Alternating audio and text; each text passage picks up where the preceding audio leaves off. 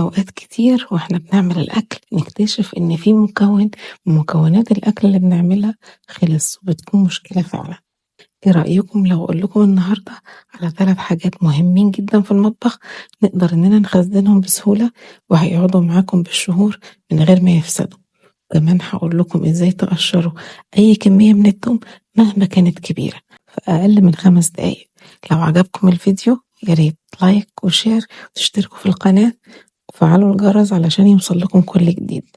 لو عندكم أي سؤال اكتبوا في التعليقات وأنا يشرفني جدا إن أنا أرد عليكم. هنخزن النهاردة الثوم، وهنعمل هريسة الشطة، وهنخزن الليمون.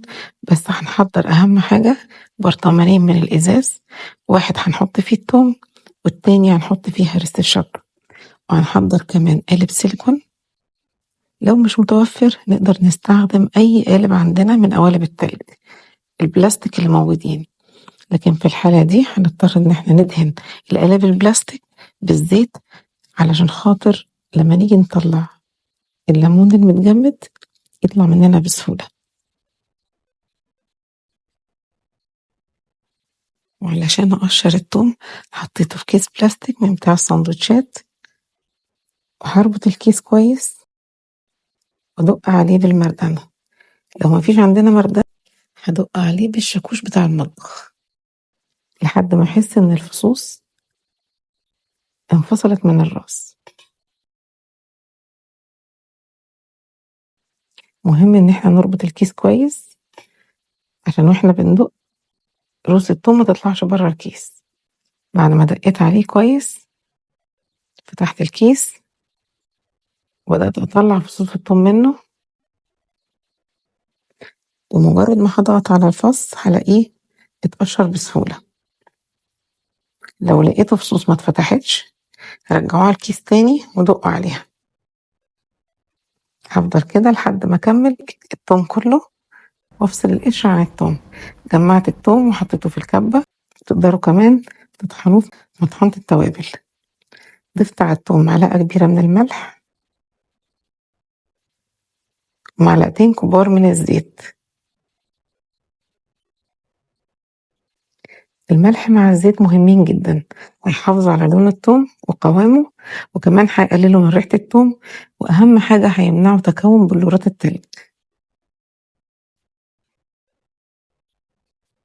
كمان الزيت بيمنع ان ريحة الثوم تنتشر في الفريزر، وكمان بيبقى سهل علينا ان احنا ناكل منه بسهولة.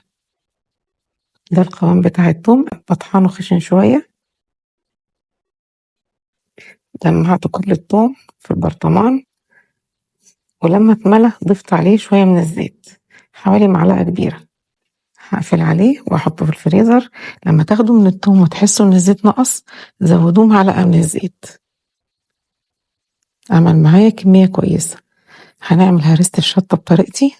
انا بعملها بطريقة سهلة جدا، مش بضيف عليها حاجة خالص غير حاجتين بس. جبت الفلفل الاحمر الحار باي كمية، غسلته هشيل منه الجزء الاخضر وانشفه كويس، وهقطع الثمر على 2 بس مش هشيل البذور. لو انتوا بتتضايقوا من البذور تقدروا تشيلوها. حطيت الفلفل في الكبة، ضفت معلقة كبيرة من الملح، معلقتين كبار من الزيت.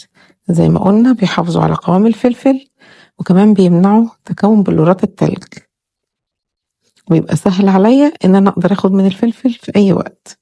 ما بحطش اي اضافات تانية. اي اضافات عليه بحس انها بتأثر على الوصفة اللي انا بستعمله فيها. افضل شيء ان انا بحط مكونين دول بس، واي اضافات تانية بضيفها للوصفة وانا بشتغل.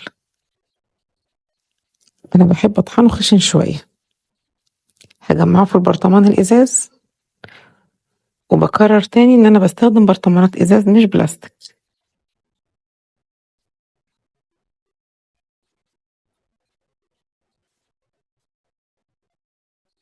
بكمل كمية الفلفل، وانا بضيف عليه برضو زي ما قلنا الملح والزيت دول اساسيين، واحفظهم في الفريزر لان دي احسن طريقة وامن طريقة بتحافظ وببقى متأكدة 100% ان مفيش حاجة هتبوظ مني. المكونات بقت غالية جدا، وفي احتمال لو حطيناها في التلاجة ان هي تبوظ.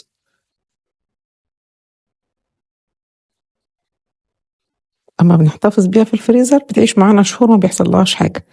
أمّا كمّلت البرطمان لحد الآخر حطيت على الوش معلقتين كبار من الزيت، هاقفل على البرطمان، كده بقى جاهز إن هو يتحط في الفريزر. البرطمانات الإزاز بتبقى الغلق بتاعها كويس جدًا، فبتمنع أي ريحة إنها تنتشر في الفريزر، كمان مش بتتفاعل مع المكونات. الإزاز يعتبر مادة ممتازة للحفظ. آخر فكرة بقى النهارده هنحفظ الليمون. قطعت الليمون على 2 وبدأت أعصره بالعصارة، بعد ما عصرت الكمية كلها هاصفيها بمصفى سلك علشان أفصل منها البذور والألياف. حفظتهم في القالب السيليكون. ميزة القالب السيليكون إن سعره بيكون رخيص جدًا، ومكعبات الليمون بتخرج منه بمنتهى السهولة، كمان بيكون له غطا فمش بيتأثر بريحة الأكل اللي ممكن تكون موجودة في الفريزر. لكن المهم إن انتوا لازم تحطوا تحت قوالب السيليكون بلانشة صغيرة أو صينية صغيرة عشان قوالب السيليكون بتكون ضعيفة. هحطه في الفريزر وبعد ما اتجمد خرجته من الفريزر. لو ما عندناش قوالب السيليكون زي ما قلنا هنحط في قوالب بلاستيك، بس لازم ندهنها زيت عشان يكون في سهولة إن احنا نخرج مكعبات الليمون. بس لو عايزين نخزن عصير الليمون عشان نعمل بيه عصير يبقى مكعبات البلاستيك التانية مش هنحط عليها زيت، احنا بنحط بس زيت في مكعبات الليمون اللي هنستخدمها في الوصفات. بمنتهى السهولة بطلع مكعبات الليمون من القوالب وأجمعها وأحفظها في كيس بلاستيك ونقفله كويس.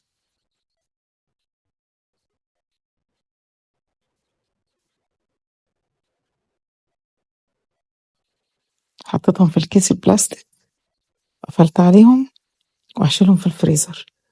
أهم حاجة بلاش تحفظوا التوم في أكياس بلاستيك أو قوالب سيليكون أو في قوالب بلاستيك، لأن البلاستيك ممكن ينشر ريحة التوم في الفريزر وهتبقى مشكلة كبيرة. لكن البرطمانات الإزاز ممتازة جدا، تبقى مقفولة كويس ما بتنشرش الريحة. أرجو إن انتوا تكونوا استفدتوا من الفيديو، ولو عندكم أي استفسار اكتبوه وإن شاء الله هرد عليكم.